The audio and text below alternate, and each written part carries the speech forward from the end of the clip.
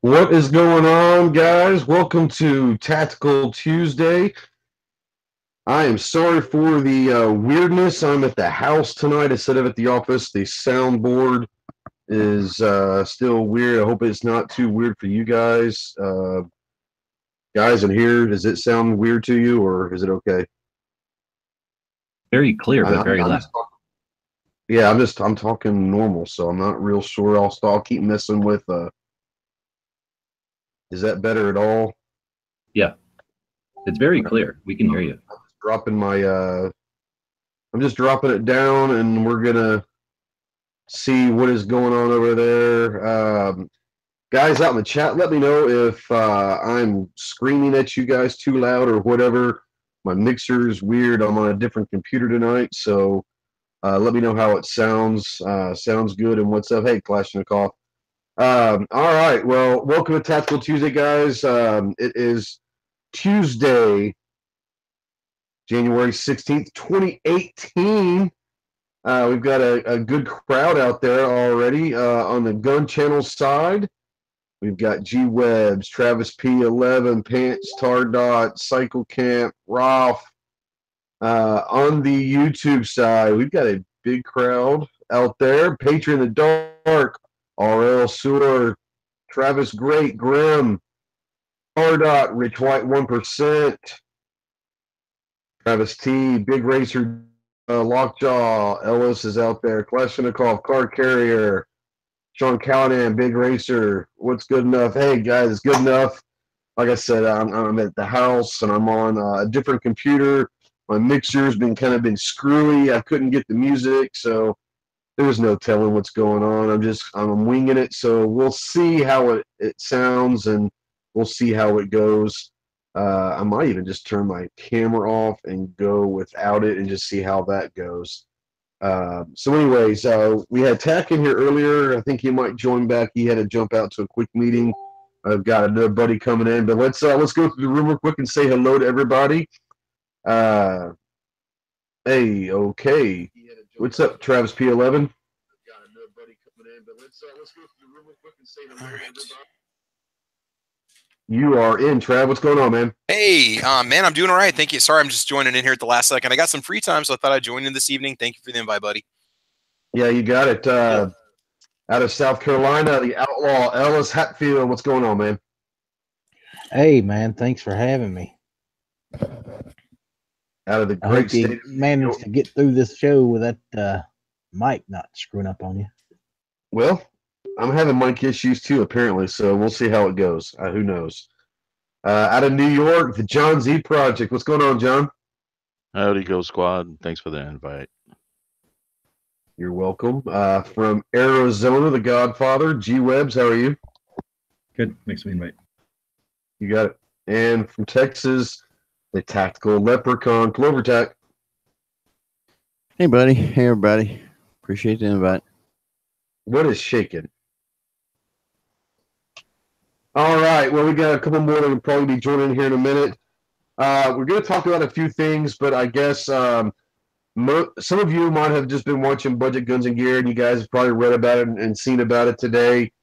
We're going to talk about it very briefly, and we'll let Clover do some talking. I think he's done a little bit more maybe research than I have. I just heard about it, but I'm not going to go too deeply because it's not, for me, it doesn't really mean a whole lot. And for most people, I don't suspect it's going to mean that much more. But the YouTube monetization things, they are changing their criteria for what they are going to allow people to be the monetization level. Teflon Rider, what's going on in Philadelphia? Semper Fi, Double Dog, hoorah.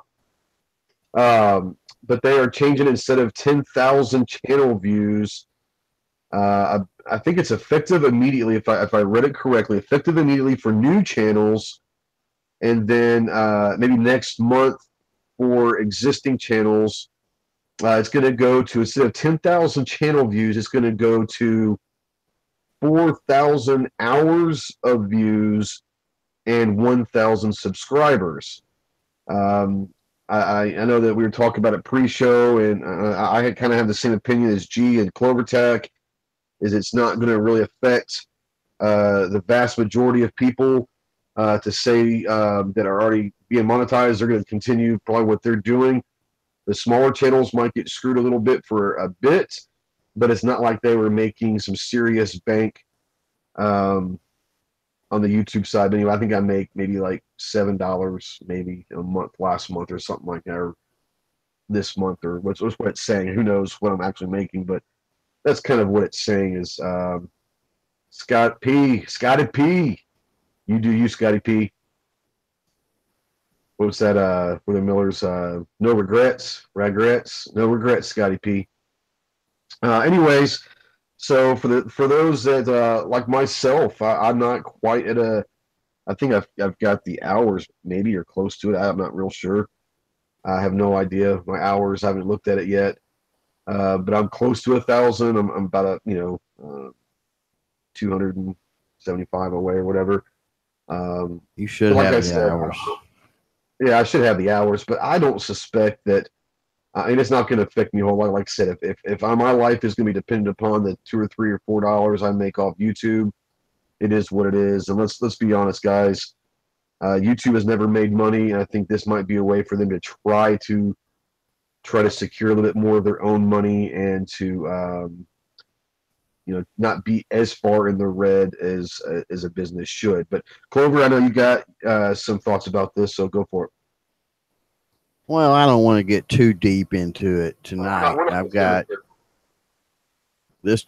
This really just broke today, and I've got some creator meetings and other things that will go on over the course of the next couple of days, and get a little more insight, a little more input and insight into it. But they changed it up. They did the 10,000 views or whatever. Everybody, it was complete pandemonium, and everybody freaked out. And then they did now they've done this, and the 1,000 subs sucks. I get it. I get the outrage, and I get where people are coming from. But here's the thing about it is that right. They haven't changed Super Chat. In other words, they could have moved Super Chat to 10,000 subs now or something, or you see what I'm saying? And they're not messing with that. This all revolves around the ads. We're still dealing with the same crap with ads that we've dealt with for a while. And I think bottom line is, they want the money, and the thing to keep in mind for the little channels out there, I can't stress this enough. I know that there's ones that want to have a pity party and gloom and doom and whatever. I get that. But, if you're going to be successful, you're going to have to learn to pull up the bootstraps, push forward, look at the positives. And the positives is that, this really doesn't affect the majority of people, whether it's Super Chats or Patreon or merchandise or affiliate marketing or whatever the case may be. There's plenty more ways to make way better money than off YouTube ads. So, that's the silver lining, if you will, the light at the end of the tunnel. So, just stay positive, keep pushing out your content and keep going. I mean, you'll get there.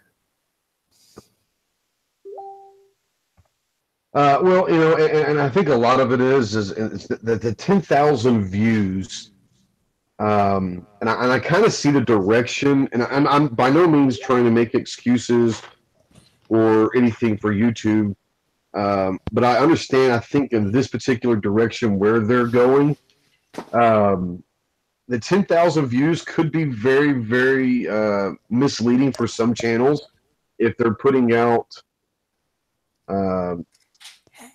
30-second videos or just stupid videos, but they're getting a bunch of people to view it. Are they actually bringing anything substantial to the YouTube side? And I don't think so. I think we're trying to get the 4,000 hours and the 1,000 subs is basically saying we want people to be watching a lot of your channel. That proves to YouTube that you are putting out relatively good. The 1,000 subscriber threshold is saying that not only are they watching your stuff for a while, but they like you enough to follow you. So They're basically validating you through the time watched instead of just views. So I understand what they're trying to do. Do I always like what YouTube does? Well, no. But like I said, in this one, for me personally, and for the majority of the people that are going to be affected by this rule change, and I think if I'm affected at all, it'll be for a very short time, I hope. But it's not like I'm living off the money that YouTube is providing. So I understand that it is never good for them to go ahead and change stuff midstream, but we also have to understand why they're doing it. I would like to think they're doing this the quality of content that's going out there. Am I wrong? You know, yeah, I've said it. And also let's look at. I don't remember if we talked about it in a private chat or off air or whatever, but we got this Amazon thing to where there's been some really strong hints that Amazon's moving to a similar platform. Yes. But I've been of the mind for some time now that okay, YouTube, put ads on my crap if you want to. I don't care, but just keep all the money and get the notifications fixed and fix everything on your platform. I will do fan funding. I will do affiliate marketing. I will go through all the revenue stuff that I already do. You keep those peanuts. I don't want them. And at least up until a certain point. I mean, maybe once a channel reaches 100,000 subs or a quarter, maybe once they get the silver button, they're able to monetize ads or something. Make it this huge achievement instead of the smaller thing. I don't know. I don't know what the fix is, but I tend to lean toward I could care less about the ads. The important thing, like I said, to remember is this whole notion that the ads are tied to the way that the algorithm promotes your stuff. Sadly, we are in a slump. We know this. You don't believe me? Get on Gunbroker. Try to sell something. We're in a slump. And because we're in a slump, we do not have the search traffic and stuff in our niches like we used to have. There is and has been historically some suppression going on. I'm not going to discount that, and I'm not going to deny that. But over the last several months, the search volume for a lot of the stuff we do is the problem. If we go out and we chase trends, and I can show you multiple videos on my channel to prove this. If we go out and we wanted to chase trends on what happened in Hollywood or what happened on Dancing with the Stars or some crap like that, we would get the views and the traffic and the subs and the other stuff. Yeah. All right. But without staying on this topic for very much longer, anybody else in the room have anything? Tardot and AWAG just joined us. How you guys doing? Travis, LSG, do you have anything you guys want to throw in there real quick? I'll talk real quick.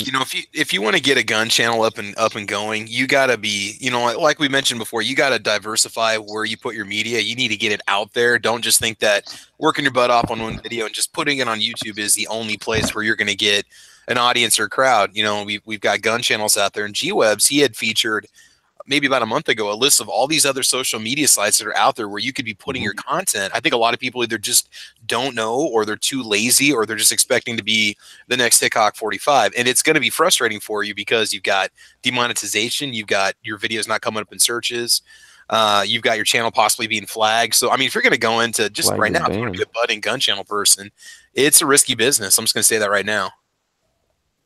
Yeah. No, well, you're right. Ghost, thank you for the invite. John Z, thank you for the invite on Gun Channels.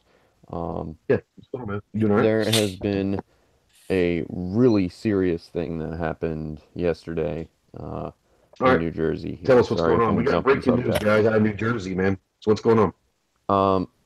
Well, we just got our senator, not senator, whatever, the guy at the top in New Jersey. He basically governor. The governor. Sorry, I was blanking on that word. It's all right. It's Christie, right? But yeah, Chris Christie stepped down, and Phil Murphy stepped in. But before Chris Christie stepped down, he did an executive order that banned bump stocks. And now you're thinking, oh, that's not that bad. And at first, I didn't think it was that bad either. But then I started reading the fine print, and apparently you have, as a civilian, you have 90 days to surrender it. Or if you're a dealer, you have 30 days to surrender your stock. And if you don't, you potentially risk getting 3 to 5 years in prison and a $15,000 fine. And even some people might think, oh, okay, that's still not that bad. I'll just turn mine in. But if they suspect that you have one, they are authorized to use force to take it from you. I was reading this fine print, and I'll shoot a link. When was this? When was this? When was this signed? Like last night, I believe, before Phil Murphy was actually signed in. I believe Massachusetts just recently sent out a letter to the owners with ones also to turn them in immediately. Really? Yeah. So it's kind of sketchy. About the whole, if they suspect you have one and they kick in your door and attempt to find it. It's very interesting. So is this the last act of Christie or the first act of the new guy? No, this is the last act of Christie, which I was really upset. Now, if it was the first act of this guy, I wouldn't be as frustrated as I am now. That's kind of what I was thinking. Is this might be the first act, but this, like you said, this was signed before he took office. Yeah, and this is Chris. This is a Republican. Man, that doesn't mean anything anymore. That doesn't mean anything anymore, guys. Yeah, it doesn't. I know, right. but it's the whole mentality of I know. Like, he's a Republican and he just kind of threw us under the bus.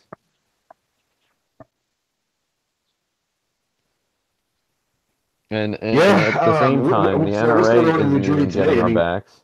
How are the people? I'm sure the press is having a field day with this in New Jersey today. But how do the people seem to be reacting?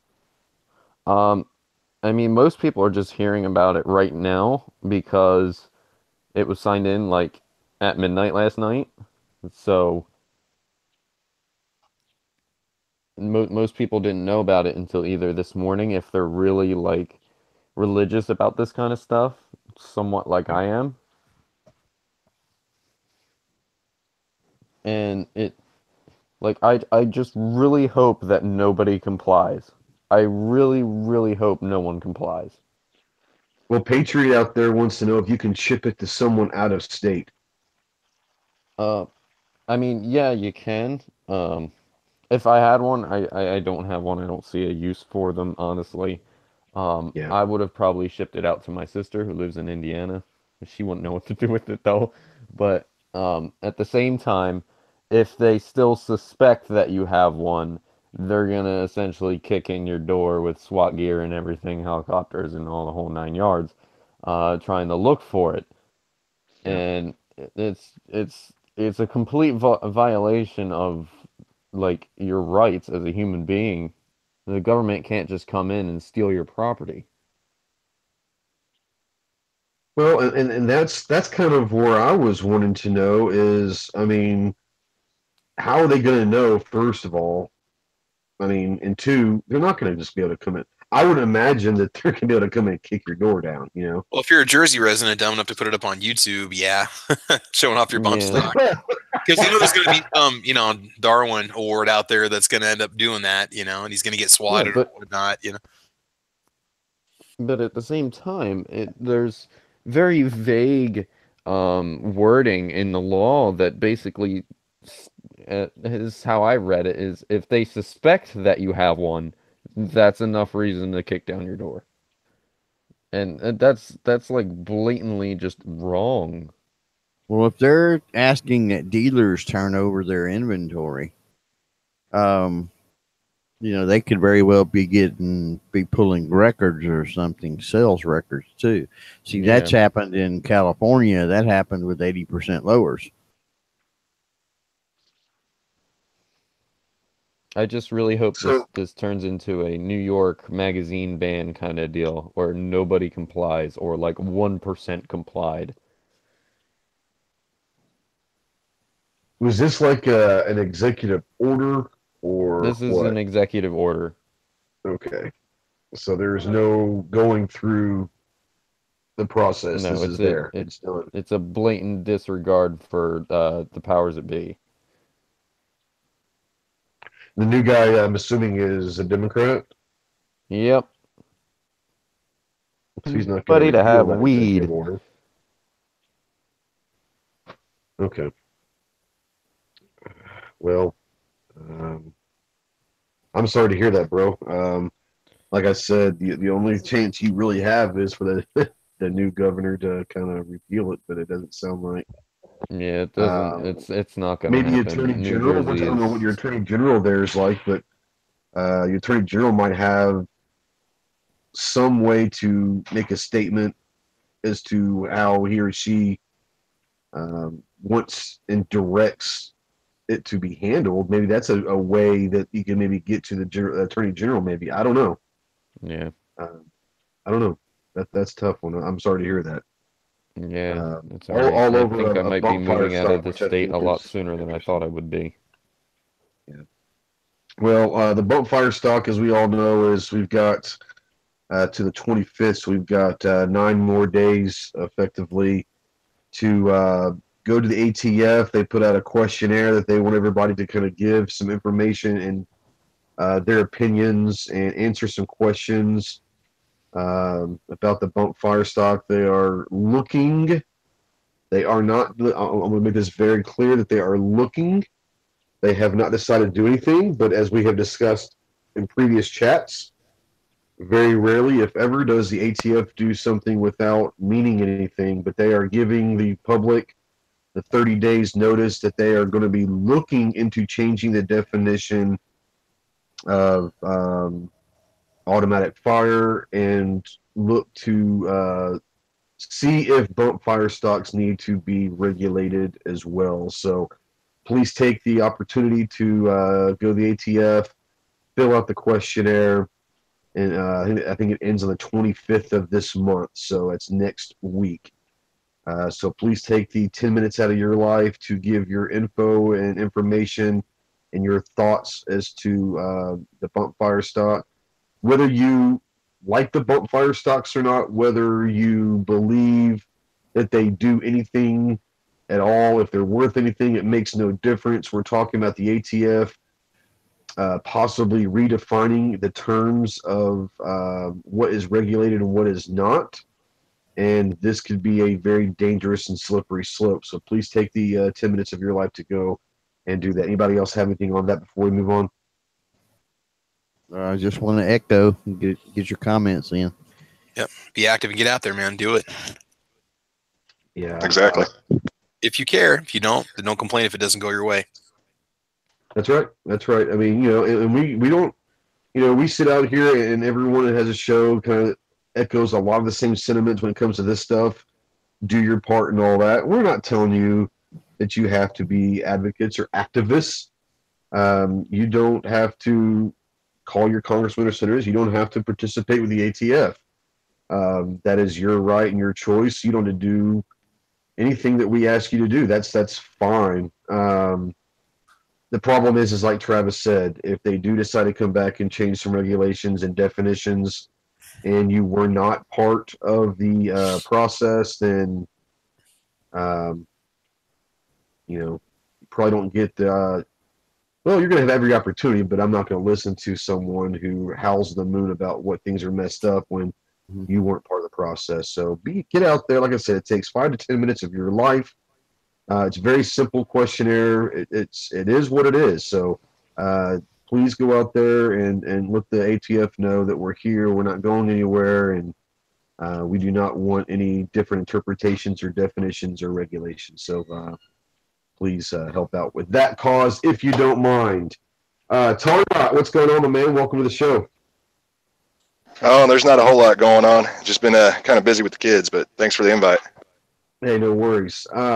Before we get going, Anybody have anything else we need to just talk about before we kick into the show? Feel free to jump in.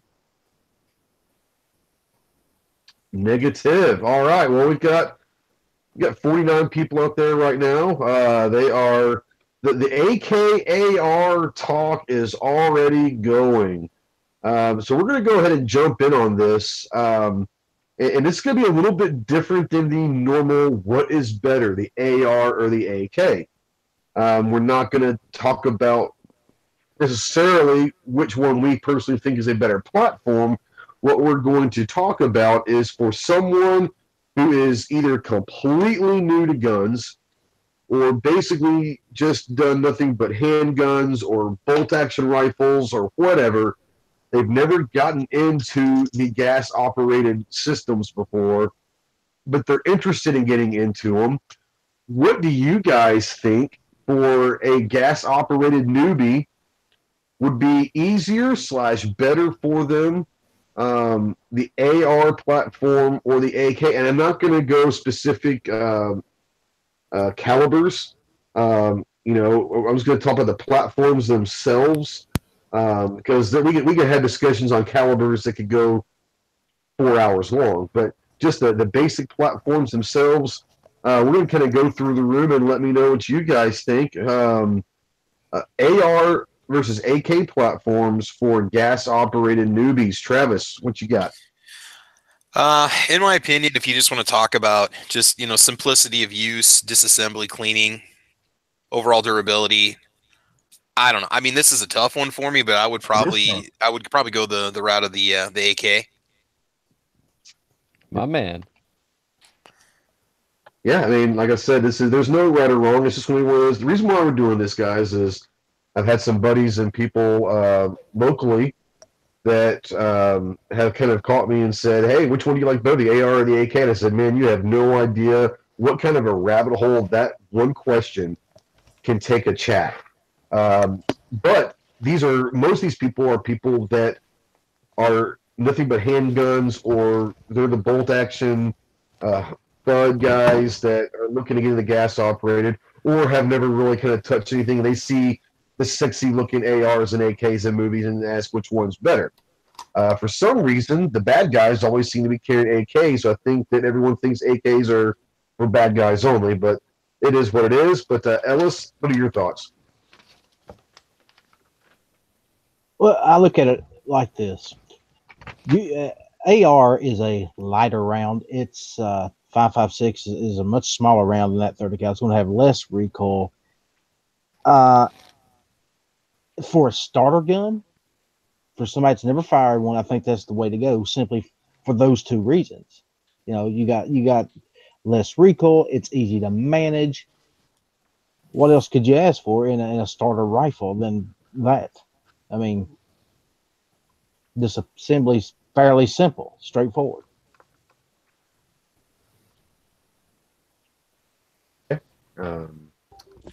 John Z, what do you think? Well, not having handled one, and you guys all know I'm all about the gas. So I think the AK would be a better way to go, since they're all 30 millimeter and you do get a little more power in it. Why not have more power? All right, Tardot. Honestly, and it's kind of echoing Travis, but going with the AK, because simplicity with a lot of it. I mean, there's a lot of simplicity with the AR-15s also.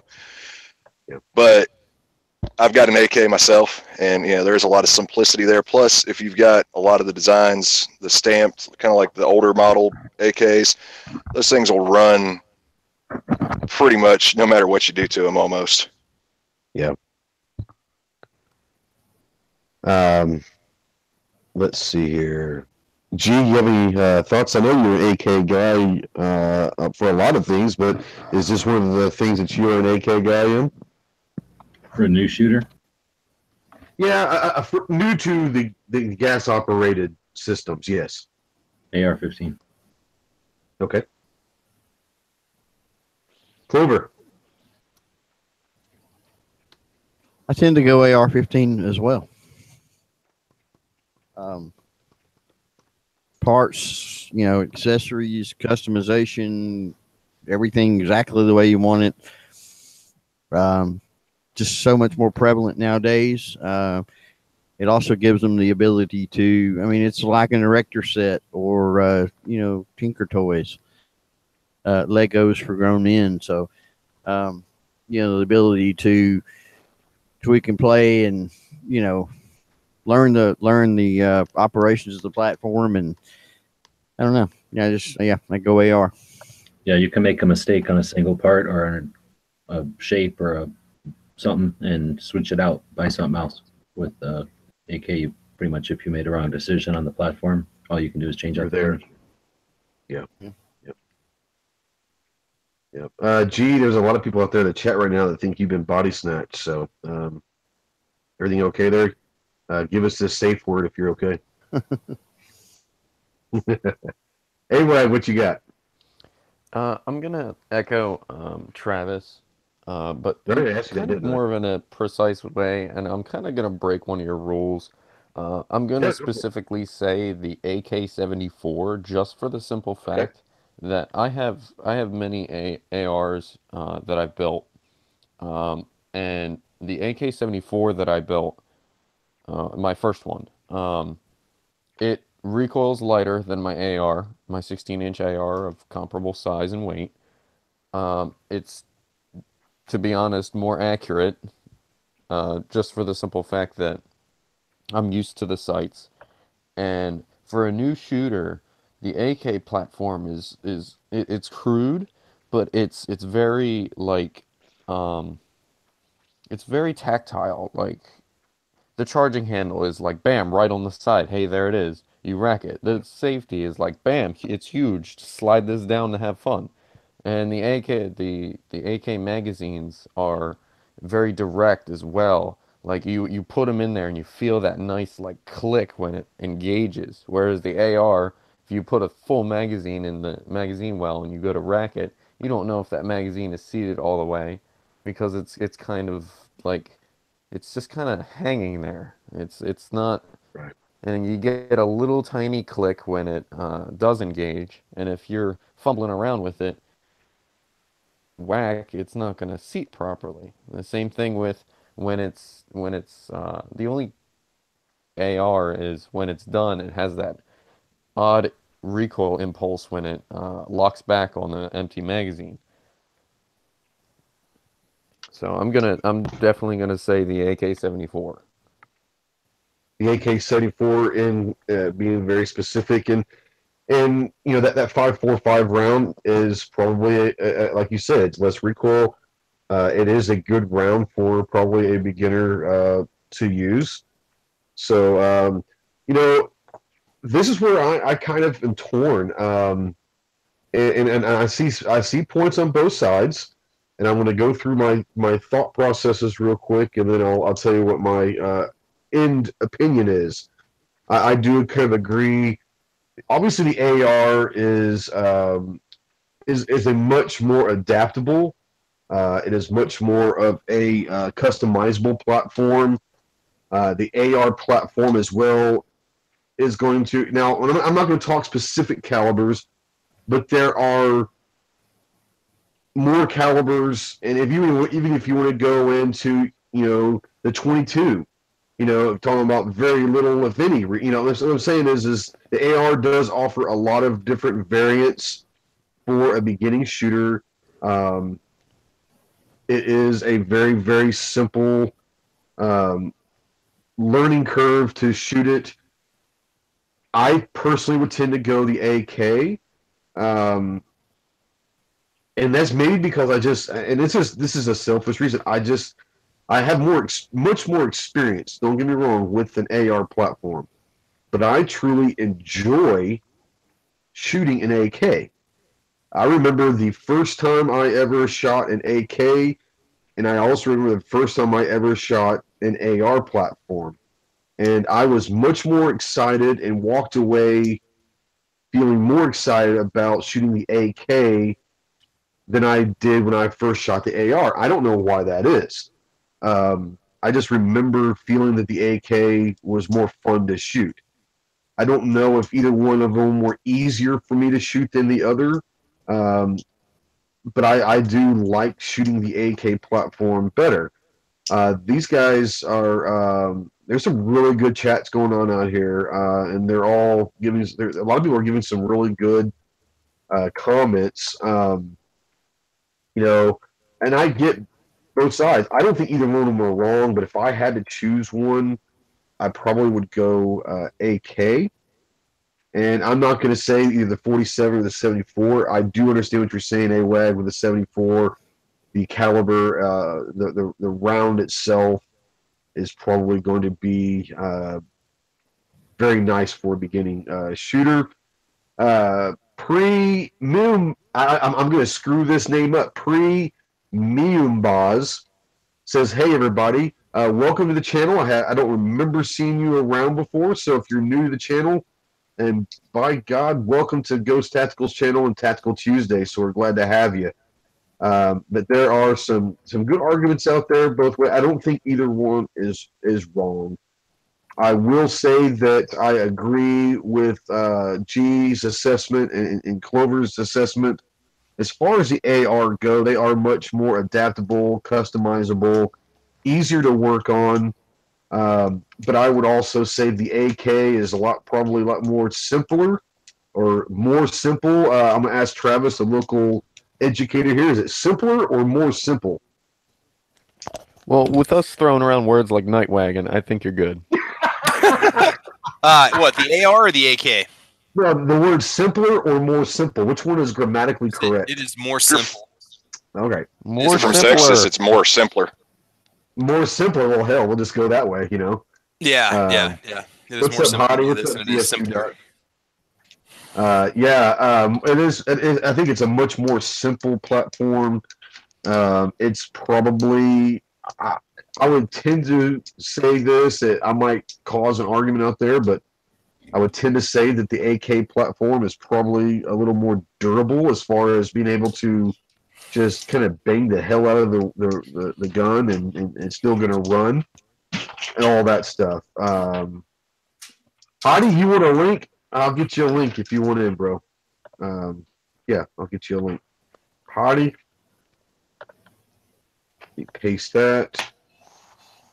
There you go, bro. Come on in. Yeah, I didn't see you out there, Hottie, so I didn't know if you were around or not. So I apologize, but come on in. Yeah, the AR versus AK, like I said, this could go a lot of different directions, and a lot of people have their favorites for specific reasons. But it's just one of those that I thought was an interesting coming from the direction of a newbie.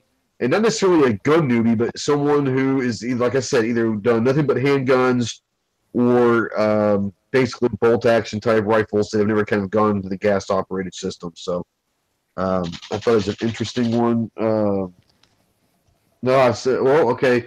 Adi, I sent you a link on the Gun Channel side, so if you want in, you're more than welcome to jump in, bro. Let's kind of go through here. Let's see here. Travis T says both platforms have advantages and disadvantages. Someone not familiar with either, he would recommend that the person get to experience both and then make the personal decision. That's a very politically correct answer. Yes, I will sit there and say that it's probably anytime you can get a chance to go to a range and maybe test both of them, then absolutely. Patriot Dark says, I like the AK because I have little hands. That's what he heard on Reddit. I can't argue that. I'm not mean of a man. It is what it is. Sean Callahan says AK is a little more fun to shoot, especially if you yell Wolverines before you dump a mag. I don't think anybody here would argue that point. How many of you guys actually have emptied out a mag as quickly as you could legally and yelled Wolverine and freaked somebody out the range? I know I have. I have not, but I will do that soon. Yeah, same here. Yeah, that's going to be the next range visit. We need the Ghost, the tactical drill challenge is to yell Wolverines and do a mag dump as fast as you can, and then you got to add up your accuracy when you're all done from 10 feet. Well, that could be. I tell you what, that could be something that we could do just for fun. And not necessarily call the drill of the month, but do a special edition drill challenge. We'll And call have it drop behind gunship. Yeah, we'll just call it the Wolverine challenge, and we'll put it out there. And I might have to get something at SHOT Show or something as the gift for the winner, where you're gonna have to dump an AK mag as quickly as you can. And at the end of it, Wolverine it up, and hopefully somebody is there at the range that you kind of looks at you like, what the hell is wrong with this guy? You know? Dude, they look at me like that all the time. They look at me like I- that all the time anyway, so it doesn't matter. I'm gonna try and do that once I build my my AK, my second one. Especially with the wood grips. Oh, that'd be prime Wolverine material. Now, I'm a little worried out there that Kalashnikov is going with an AR. I just kind of would have figured. What? I'm just joking. I'm just joking. Obviously confused, child. Oh man, I was getting some real triggered there. Obviously confused. I just wanted to see if he actually comments to that. Dogbody says that. Oh, go ahead. I was gonna say in Russian, doesn't an R look like a K? So maybe he's just confused. He actually meant to say AK, but it comes up as AR. Oh, that could be. Goodness. You know, very well, very well could be. Let's see. Dogbody up here says a guy buys an AK, gets an AK. A guy that buys an AR is starting a journey that he'll hopefully bring them deeper into the gun world. At the same point, they will have both. Now that's a great point. Hopefully, obviously, no matter which way they go, coming back and having one or multiple of each platform is the way we want you to go. But yeah, like I said, I think for and also this could also be very dependent upon what your family's heritage is if you're a European that's maybe a first generation European, then there's a good chance that you're probably going to say AK just because that's kind of what's over there, and I get that. But yeah, we obviously want you to try out both. Huh? MP5. MP5. Now we're not going to get into that because MP5 is one of my favorite guns ever. So. Well, don't worry. PSA is going to release one here in a couple months, so you'll be good. God, I hope so. And they look pretty solid too. Yeah. Are you saying the AK is part of your culture and heritage? No. AK ain't one of my cultures and heritage. No, the AR is most Jan as gay as in the hizzy. He has owned many of both and have to say AR all the way. Car Carrier says if you think the AR isn't reliable, look up the BCM Filthy 14. But then if you want to start jumping down the rabbit hole, you start talking about what their purpose is for it and brands, if you're buying, building it yourself, what you're doing. Well, and that's also a very good point because if you're looking to get into a gas operated for varmint hunting or something, and I think the statement was made earlier that the AK is probably more of a better hunting platform is because I would say the 7.62 by 39 round might be a better caliber to hunt with than the 5.56 or the 2.23, depending upon what you're going to be hunting. There are a lot of people that will sit there and say that the AR is one of the best things in the world to hunt smaller varmint and smaller game. So, you have both those arguments. So, I mean, like I said, I don't think you can go wrong either way. Yeah. You can drop a whitetail with the right ammo. With certain game, I've heard. I have a family that's in Indiana. They go hog hunting a lot, and one of my family members actually hunts with I forget what this rifle was, but it's a 5.45 by 39 bolt action, and he's like, "This is the greatest little round I've ever used for hog hunting because." When it hits like the soft fleshy material, it like the round is designed to like yaw, and it just devastates everything inside this animal when it exits. And he's like, there was one time where he shot a hog. It went in through its and it came out its like rear right leg, like a wound trail that just went like it just made a 90-degree turn. Well, and we've used the Mac 90 that we got for hog hunting, and the 7.62 does pretty well on hogs also. Down here, a lot of people that are doing the hog are a lot of them go 300 blackout. That seems to be a very popular hog. That's because it's just easy to suppress. Yeah, very well could be, but it's very, very popular down here. Let's go check out the gun channel side and see what is going on over there. Okay. Okay, I was just talking about that stuff. Real AKs don't break. Got my sight pusher today, Moon Food said. He also enjoys shooting an AK. But he says the AR leaves smaller holes. He likes it all, says DF2 dot. Moon says AK is more tactical at an indoor range. Okay. Better hit detection. Okay. Let's see here. I'm sorry. Pant says considering it costs what one trip to a gunsmith costs, totally worth it. Dead Horse says the SKS is better than the AK. That could be interesting. Pant says Sky. I'm not even going to go there. DF2 dot says need an AK-74. Then they're vote for the AK-74. The 5.45 can just be as reliable as NATO 5.56, and distance is almost the same, up to around 600 yards. Let's see here. Cycle Camp says 10 minutes to hit or miss. Oh, crap. Is it already that time? I'm not going to worry about it. I'm not going to go too far, but I am going to step on some toes tonight. Yeah, the AK-74, I do like the 5.45 round. I really do.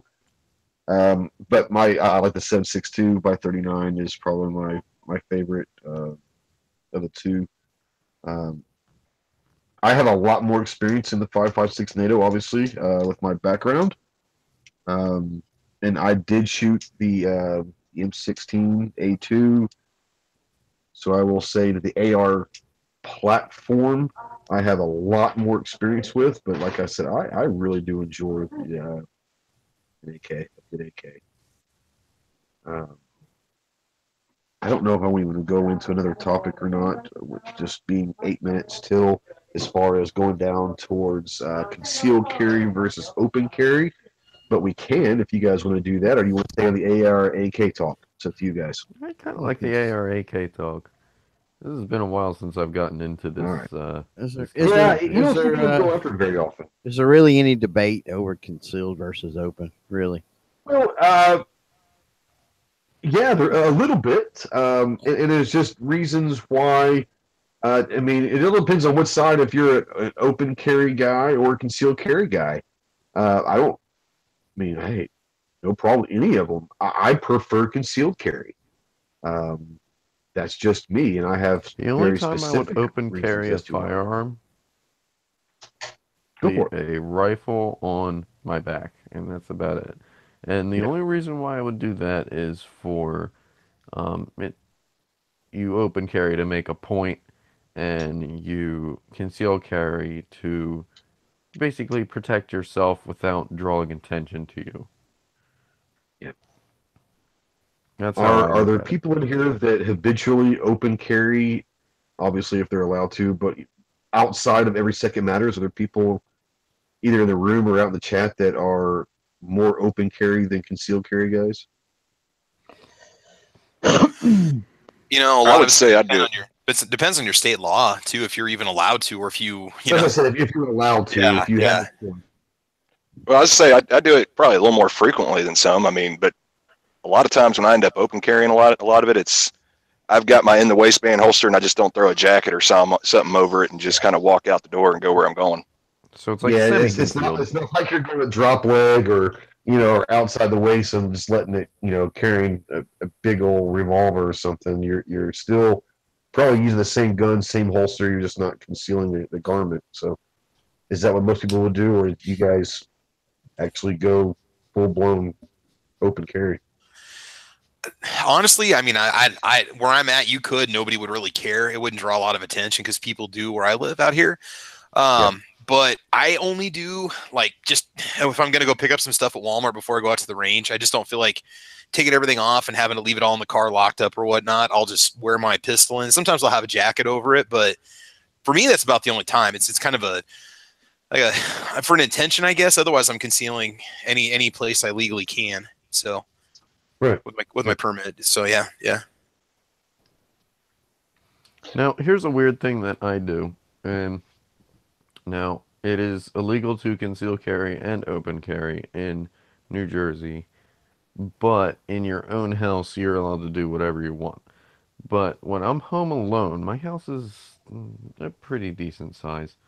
And I'll occasionally, if I'm home alone, I'll just carry one of my AKs on my back and just go around the house and do things. That way, I'm not picking it up, putting it down, picking it up, putting it down. I can use both my hands to do things. Now, I will say, when I first, right before I got my license, because I had my holster and everything before that, I was carrying around the house frequently. Kind of freaked some people out, but it got them used to it because I was just carrying just to get used to everything. Well, you could live in an area that's prone to break-ins. I mean, it's not, we have, I'm in a town of 10,000. We'll have 2 to 3 a week. Like literally just house break-ins. People have property stolen. So, I mean, you want to play the odds if you want to. I'm not necessarily saying sling the AR or the AK over your back, but if you want to open carry around the house, I think you should do it, or you should conceal it. Just keeps you comfortable with it 24/7 anyway. Yeah. Inside out there says he's got a great visual of house cleaning right now. Going open carry. Oh, yeah. New mean to street sweeper. Jared Leffler out there says I open carry around the house and out on my property. It's more comfortable for me. Concealed carry when I go to town. I mean, I get that. For me, it's not necessarily it's not a comfort thing. Because I'm probably like most of you guys, if I'm going to go open carry, I'm probably going to carry the same gun. I'm going to carry the same inside the waist holster. I just might not put a garment to conceal it. So for me, it's more of an ultimate, surprise. So I'm sorry. Go ahead. For me, my open carry, I see the tactical advantage and several other things to conceal. Also see with concealed, you cause less issues, less public issues, whatever. But with open carry, I think we have if you're able to open carry, I think that we have an inherent obligation to open carry some. And when I open carry, I'm usually dressed nicer. I'm going to certain places. Most of the time. Now there are times like what Travis said. I mean, if I'm on the range, regardless of whether I'm the one shooting, you guys know I'm on the range a lot and shoot very little, honestly. So, but if I'm on the range, I'm open carrying, and sometimes, I may go in a grocery store or something like that to and from the range, and obviously I'm open carrying. I'm wearing my snake boots and I look like a redneck, But for the most part, if I'm open carrying, it's a button down, polo and nice jeans and boots and that sort of stuff usually. So, right, to try to just present it. Thank you for the invite. In a good light. I'm sorry. What was that? Oh, I think maybe AY was going to bail out. I was going to go ahead and jump on over into Night Strikes chat if that's cool with you, man. Yeah, go for it, man. All right, okay. Thanks for the invite. Thanks, man. Appreciate it, man. All right, appreciate you guys. There, man. Bye. But I would also say when it comes down to open and concealed, that all depends on what I want to carry too. And I'm probably about to start a whole nother discussion saying this, but when I want to carry my 1911, usually that's an open carry because it's a full size. Oh yeah. Well, yeah, there are some guns, just in particular guns, that are much easier to do open than they are concealed. Printing and all of that stuff. So Yeah, if you're going to carry 1911, it is going to be a much easier task to open carry than it is concealed carry. Before we kind of get down to this rabbit hole real quick, Kleshnikov wanted me to bring up a comment that he made earlier. He said ARs are nice, but one problem is that is a big one for him is that the direct gas impingement system allows fouling to get into the chamber and makes it cause malfunctions. Yeah, I mean, like I said, each are going to have their own advantages. They're all going to have their own disadvantages. But yeah, that is something that is very viable. Going back, and I'm just going to go in through the chat real quick. And Triple D says he keeps his EDC on when he gets home. It's comfortable, and he may need to run to the store. This way, he won't forget it. Show off your bulge, says Clay. Let's see here. Kyle Dover says where he lives, printing isn't an issue, only in the big city. It's really not a big issue here where I live as well. We do not have open carry as far as the letter of the law goes, although there is a judgment out there that in a law that passed in 2015, there has been a ruling by the AG that interprets that open carry cannot be punished by the police or anything like that. So you see a lot more people kind of doing it. Obviously, like Clover says, when you're at the range, I'm not going to worry about concealed carry. I'm definitely going open carry at a range. But I think we're talking more out in public. So, and that's a whole different issue. Let's see here. And see, even around the DFW area, you really, and now we got open carry, but even before that, you really didn't get a whole lot, maybe other than somebody, if you see printing, you might have somebody look and they just kind of go, what's that? But they don't really react to it. Yeah, and I kind of like what Clover was kind of saying when he was saying when he does make a point to open carry, he usually kind of puts the nice boots, the nice jeans, and a nice shirt on. And I'm assuming by that, hey, Gary, what's going on, brother? I'm assuming by when you're saying that you're doing that, is that to help promote the appearance of someone that they actually see the open carry gun and they don't see a sloppy, how do I put that? I mean, you're trying to present that to say, hey, normal people wearing normal clothes and normal lives do like guns and carry also. Is that what you're trying to point out? Yeah, I mean, we're not talking about dress clothes per se, but no, I'm not talking sport coat. But very rarely do I open carry that. I have tons of ripped up jeans. Like all of us, you get out, you work, and you rip the knees out and the crotch out and all of that. Well, I don't throw them away. My wife patches them, so take one old pair of jeans and you can make patches to repair your repair a pair of jeans 20, 30 times, so it's those ratty jeans and a lot of times I wear that stuff to the range, and that's what I'm saying. So sometimes I am open carrying that I do look rather disheveled, but for the most part I try to pick opportunities to carry in more, I guess, high profile places, dressed a little cleaner, a little neater, and it presents it in a better light that way, I think. So,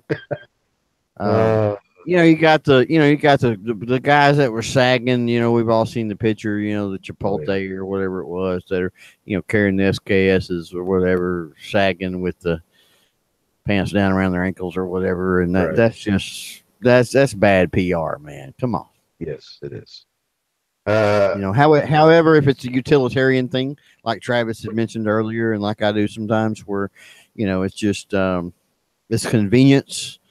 You don't want to take all that off or whatever just to run into the grocery store. Then I don't shy away from doing that. I don't know. I don't advocate that. No, I understand. And obviously, concealed carry for those that like open carry, concealed carry is obviously a lot easier during the winter. And you're probably going to be concealed carrying not because you're planning or wanting to. It's just you're going to be wearing coats and all that. The Well, open there's carry is easier during the summertime and when you it's don't have gonna the layers on. yeah, and it's gonna depend on where you live too, and what the laws or regulations or whatever are. Like here in Texas, you can. We've got it's a license to carry, so you can do it either way. But a business or an establishment, they can put up a sign denying one or both. And usually, if they have a sign up, denying open carry. So if you go out and you just go ahead and conceal carry, then 99% of places that you go, you don't have to worry about anything. And really, in the end, speaking from Texas' point of view too, is that I haven't even seen a lot of the signs. Period. There was only one or two places I've been that actually had a no open carry sign. Yeah, banks around here, banks don't want you open carrying. That's really the only places I can think of with the open carry restrictions. I will say, and I don't know if this is somewhere where you guys are and out in the chat as well, but I will say that I'm not going to put a percentage, but if I had to, I'd say like 90%. Okay, so the vast majority of gun shops, at least in Arkansas that I've been to, usually post a sign on the door. If you're going to carry, please make it concealed. I understand, why you're in a gun shop.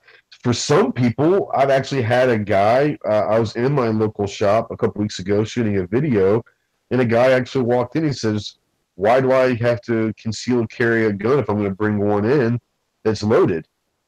And he said, "Well, every gun that I like to see out in the open is usually unloaded. If you're bringing a loaded one in, it's just unsafe.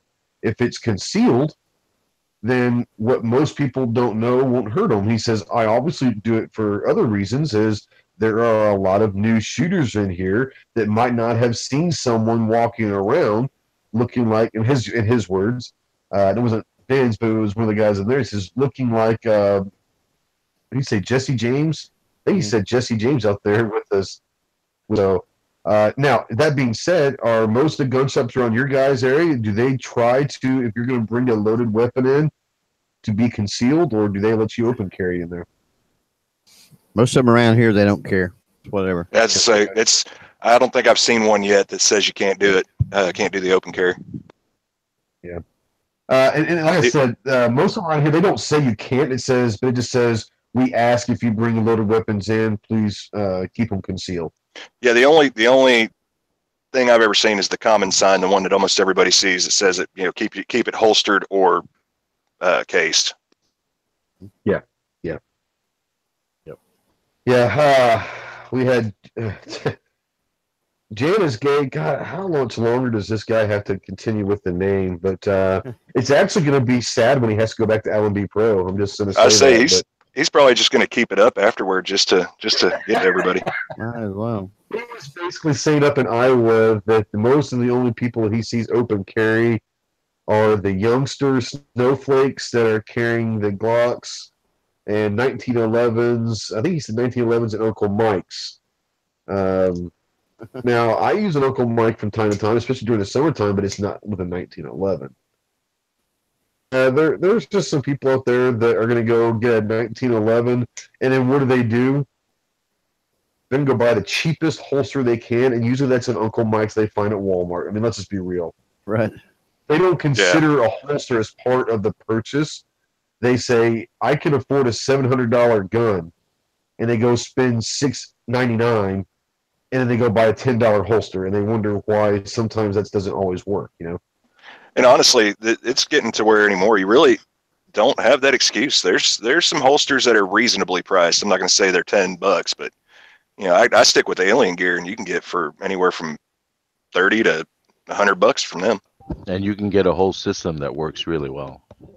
Oh, absolutely. And here's the thing about it is and for someone, if you're going to go look to buy a gun, let's just take concealed carry. We'll take concealed carry as the preface to this.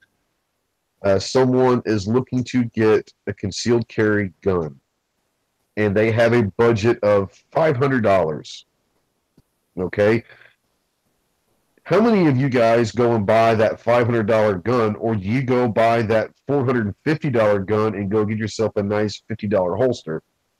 Do you consider the holster as part of a purchase, or is that an external part of the purchase? It's two completely different. If you say I've got a $500 budget, do you consider the gun is the only part of that budget, or do you complete the system with it?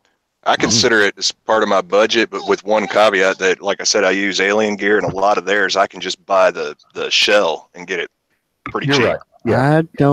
I don't really lump them together, and the reason that I do that, or over the last couple of years, I haven't bought a lot of guns, admittedly, but in the past, I would buy something just because I like it. It's not necessarily that I'm going to carry it, and then later on, I may decide, hey, I want to start carrying this. Yeah. So at that point, I go out and try to find a holster for it. So yeah. I guess it depends. I guess it depends if you're a noob, you're new to it and you're going out and buying your first handgun to carry or something. I can see where that may be part of the purchase. But for somebody that has guns and they swap up what they carry and that sort of thing, it's not really part of it. So I'm the same way, by the way. I don't consider the holster as part of the budget. That being said, I will say that I always kind of keep in the back of my mind about what a good holster, and I'll say that $50 range. Now, obviously, you can go get yourself a lot more expensive holster. You can go get yourself a lot cheaper holster. But I'll kind of use that $40 to $50 range, especially if you're talking shipping included and all that. If you're going to get it online, that $50 range is a good range for a really good, solid holster for most guns.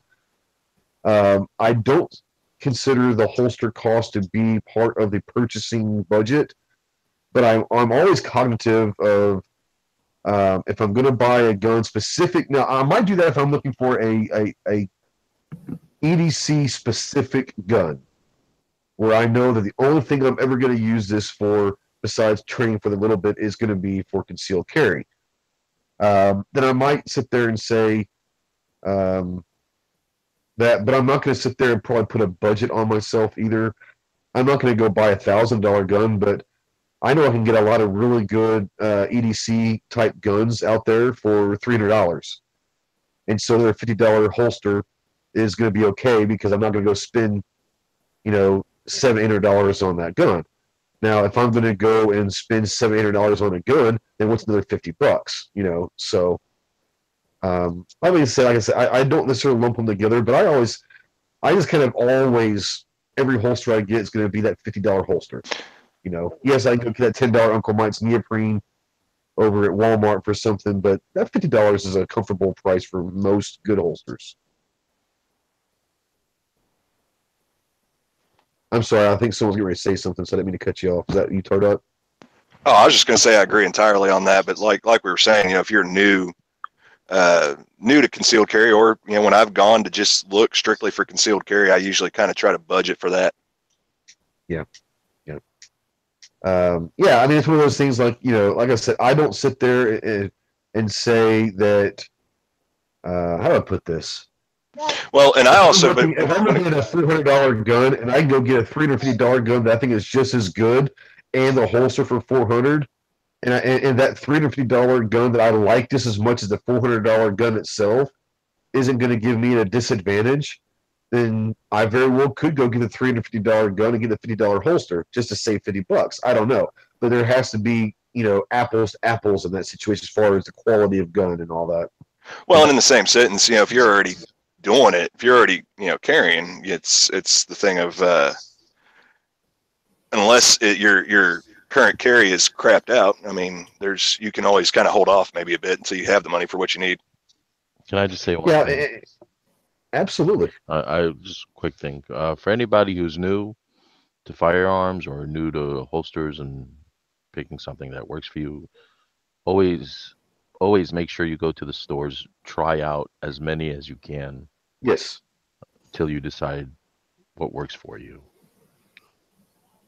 Yeah, and there are going to be yes, go to the range, go to your gun shops, test as many guns as you can. Now, as far as the holsters go, some gun shops will let you take them out of packaging, try them on with. If you know what gun, you can say, all right, I've got this gun. I'm going to get the M&P Shield. Okay, I'm going to get this gun. Now, what's the best holster for it? Some gun shops will allow you to take some out of the packaging and try them and put them on the hip and or wherever you're going to carry and see what you think. If they don't, and you really have to kind of go by what people say, don't just trust the guy who's selling the holsters at the gun shop. I'm not saying they're going to throw it in there, but don't just do that. Go down to YouTube. It sounds crazy, but go to YouTube and say, best holster M&P Shield 9mm, and go watch 30 videos and see people do reviews on different holsters. And so you get an idea of, some people like a specific holster if they're going to appendix carry. Holsters if they're going to wear it at 4 o'clock. So, I mean, there are going to be so many different reasons and things that go into which holster you're going to pick. So and gun shows are a great place to go and look for holsters. Yes, they are, because you can try them all on there. Yes, and there's usually a really good variety, much more than any single gun shop. Yeah, and if you go to a good gun show, that you're going to find some of these good holsters that have a lot of different varieties of holsters. A lot of those actually will carry the blue guns there also, so that you can actually put that gun inside the holster. So obviously you can't bring your own gun to a gun show, but a lot will carry the blue guns. You can if you unload it and you just got to unload it and lock. You can slide back. You can, but a lot of people aren't going to want to go through the hassle of all of that. But yes, you can. What I'm saying is a lot of them do carry the blue guns these days for the popular model guns. Dale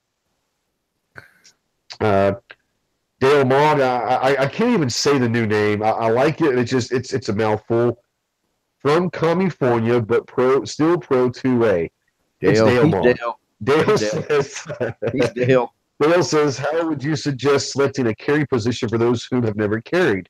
Once again, that's another thing that you want to practice and try multiple positions out.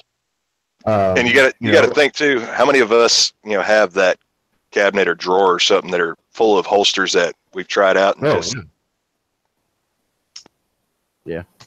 don't like. Yeah, there's no doubt. And it may not, we don't like it. It might be one of those things where we just don't like it anymore. It doesn't mean that we don't like it or we didn't like it when we got it. It just means that, you might have gotten that and your body type has changed. You might have gained weight or lost weight or wanted to change carry positions. There's so many variables that go into it. Right. What's easier for you when you carry? It's just like for me, I carried about 4 o'clock. Oh no. I'm referring to California. I'm sorry. Oh, okay. However, you carry and what's most comfortable for you. No one can really tell you what's good for you except you. Yeah.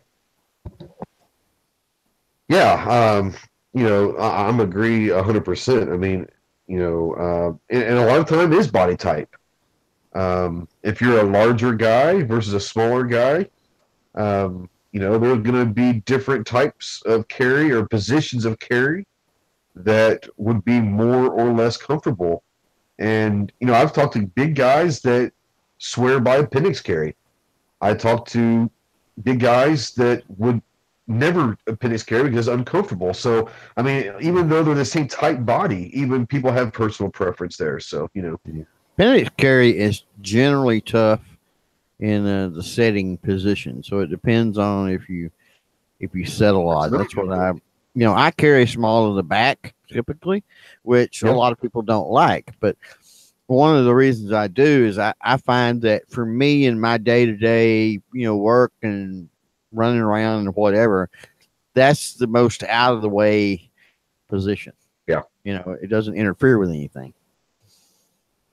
Yeah, I do 3 to 4 o'clock, and it's about the same. It's what's really comfortable, sitting down, up and down all day long. And that's where I am, and that's where I carry. The position I carry is 3 to 4 o'clock, and it is very comfortable for me. I would say that small in the back, which I have never really messed around with a couple times.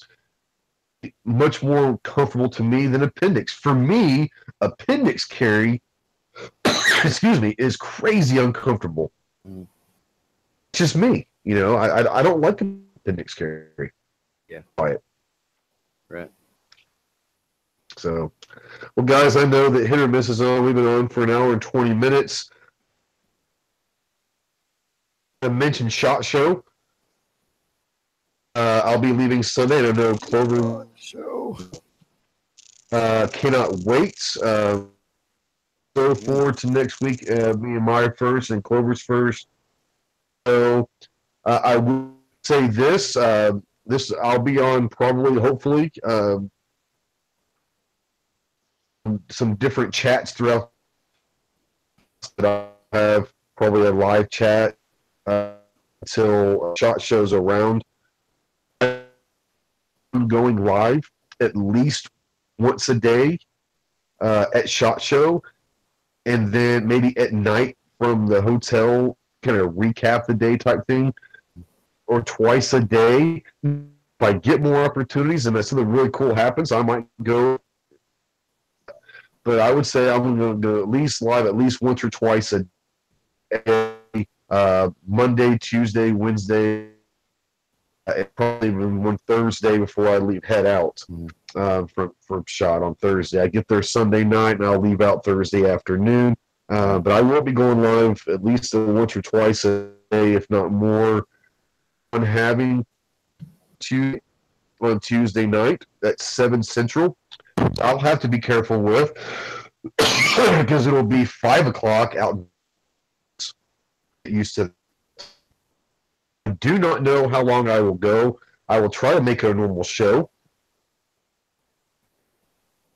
Maybe some cool special guests to join. There might be 7 or 8 of us around the house or somewhere at a restaurant night. But does come up. There is an after show function that we are going to be going to, or whatever. I will either put a video out, or at least I will go live at the 7 o'clock hour for a few minutes to say, "Hey guys, sorry, I'll catch you next week." Look out every day at SHOT next week. I'll be live a couple times a day, doing the same. G will probably doing the same. Smeggy might be. Pink. There's a bunch of people that are going to be at SHOT. So be checking out and seeing the update. And once again, guys, if there are anything that you particularly want to see at live tactical.us, Clover, you want to give your email out to where they can email any ideas for you as well? Yeah, just live at clovertech.com. And I plan on, we don't know what to expect as far as cell service, internet. That's what I'm saying. We should be able to get at least 1 or twice a day. There might be a lot more. My idea is, you're not going to get any produced content while we're there, but no. I plan on going sort of like we did in Tulsa. Hopefully maybe a couple times a day live, and then quite a bit of Instagram and Facebook and that sort of thing. Quite a few pictures I'm going to try to take. So yeah, pictures are a lot easier to get up there quickly in the moment. On Instagram. So I'm gonna try to do an average of maybe 1 picture an hour or something. Yeah. My plan, once again, they're all plans. My plan is to every booth that I stop at, or not just in passing by, but actually stop at and look and talk or whatever, is I'll be getting a picture of that booth as well. Be on the lookout. Myself or Clover, if there's anything in particular you would like to see that we're going to be able to get to a request, I'm not saying that. I'm saying we're going to try to do everything we can to get to it if we have time. We both quite a few interviews and meetings set up, or more as we get there. So we'll do our best where we can get. There are going to be things that we do. So it might be one of those, hey, Clover, I'm not to be able to get to this. I know that you're interested in this, and Clover might hit on it. So be looking at both of our channels when we get back from SHOT. We're probably not going to double dip on a lot of stuff. We have different ideas of where we want to looking at. So if you want to kind of a full version, look at all of them and all of this. I don't know if Smeggy's going to do a lot. G will be doing some. Pink's going to be doing a bunch on Instagram. Marco's going to be doing a bunch on Instagram. So be looking at all those guys. Excuse me. Oh man, throat got dry. Yeah, I don't think there'll be a lot of toe stepping going on. No. And even if there is, we've talked about this before. Even if we do capture the same boost, we're going to come at it from different angles and have different theories and insights on them. So even though we might carry the same thing, we're going to have different flavors on them. So sure, it's all good. Well, guys, I know that Strike and Smeggy and probably Travis and who else is over there? AWAG is over there probably right now. On the YouTube side, the channel is Night Strike 1. On the Gun Channel side, it is hit or miss dashes in between each word. Thank you guys for joining. I'm going to run through the room real quick. And the room is smaller now because hit or miss hit over there. But we still got what's you got anything to plug for Thursday night or anything coming up? Let's see. Yeah, I do got my show coming up Thursday, and then next Tuesday I'll have another show. All right. Sorry I missed this one. I was, like I said, I'm kind of doing a makeshift little studio in the house right now until SHOT Show.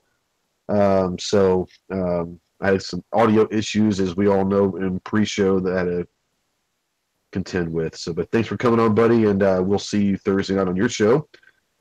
John, what's going on, my man? Not much. Thanks for the invite, and thanks for everybody on the Gun Channels and the YouTube side for catching us. And don't forget, YouTube is not everything. Use it as your gateway to where you want to go. Yeah. And don't forget, you have all of our support. So we got your back. Absolutely. Tardot, what you got, brother? Oh, not much. Just remember to check me out on Tardot357 on YouTube. And then I am getting my Gun Channels site up for Tardot Productions, which is going to have Clearing the Chamber. That's me and Gunpowder Beauty. I'm planning for Saturdays at 8, since it looks like the schedule for Gun Channels is pretty clear there. I'm going to talk to them about getting that on the schedule. And then me and Gunpowder are talking about getting her a show going, so he's got to figure that one out. Awesome.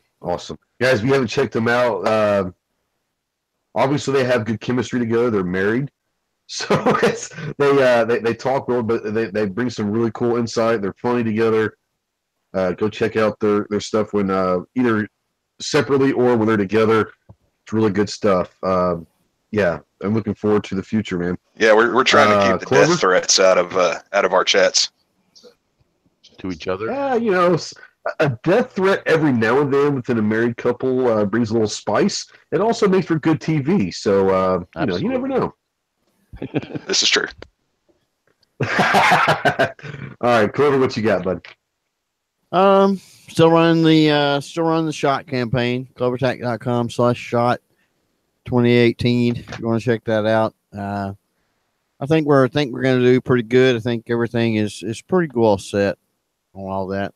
Outside of that, we've got Wednesday, Thursday, Friday shows this week, as usual. Next week, again, like Ghost mentioned earlier, and we talked about, next week we'll be in SHOT, so all of that will kind of be up in the air.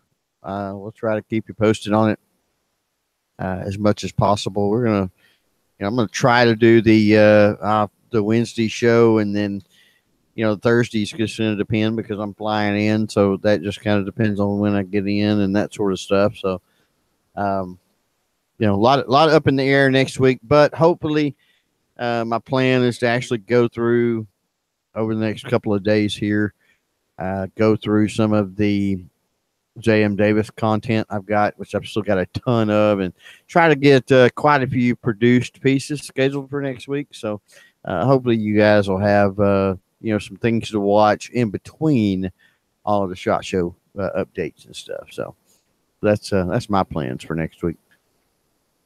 Very good. And thanks for everyone coming on. Thanks to you for G-Webs, AWAG, Night Strike, Travis P11, all for joining us earlier. They jumped off to start Hit or Miss.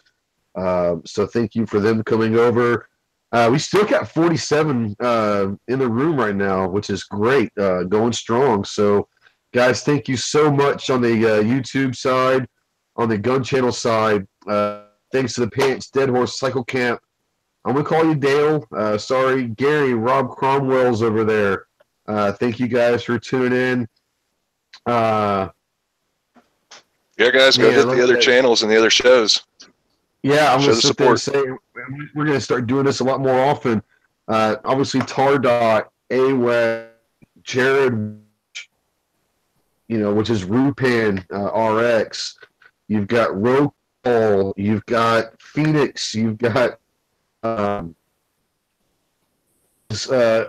talking about doing some stuff. Gizzard Gary out there. Gary's doing some stuff. Go check out Patriot in the Dark. Go check out, obviously, other Travis or Midnight Range TM. Go check out Jana's Gay. Hey, Disaster. RL Sewers doing some cool stuff out there. I know I'm forgetting people, and I really do apologize. Insight Freedom, Wheelchair Warrior. Go Kyle Dover. All these guys that are over there. Go check them out. Make sure they're Gunpowder Beauty. Because if I don't say that, she's gonna get me. No, well, I figured that they knew if I say Tardot, it means both of you, because most of the people that know you know her. But yes, you're right. I realize that we talked before. Gunpowder Beauty's over there.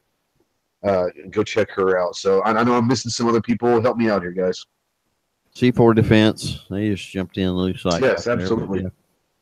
Yeah, C4 Defense. But yeah, out there, I'm so happy. We've seen a pretty large influx of guys that are willing and able, guys and gals that are willing and able to turn the camera on in the last month or two, and I think it's awesome. I'm really excited about that. I'm really happy to see that there are more people that are taking the time and making the effort to turn the cameras on and producing their own content. And don't be discouraged.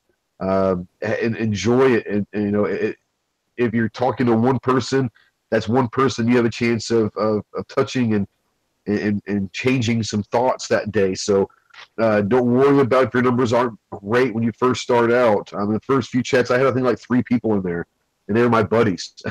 So turn the camera on, keep doing it, keep practicing, keep changing people's lives, because that's really the ultimate goal, is to change people's lives. And actually, the ultimate goal is probably just to have fun with it. That's the most thing. That's the reason why I got into it, is to just to have fun with all these guys. And yeah, I get to do this every week and hang out with my buddies several nights. Basically every night I'm with some of my buddies, and we're talking guns and talking politics and talking all that stuff. And it doesn't get much better than that. Other than that, guys, you have anything else? Nope. That's it. Have a good night. All right, guys. Well, thank you again for checking us out. Go check out GunChannels.com.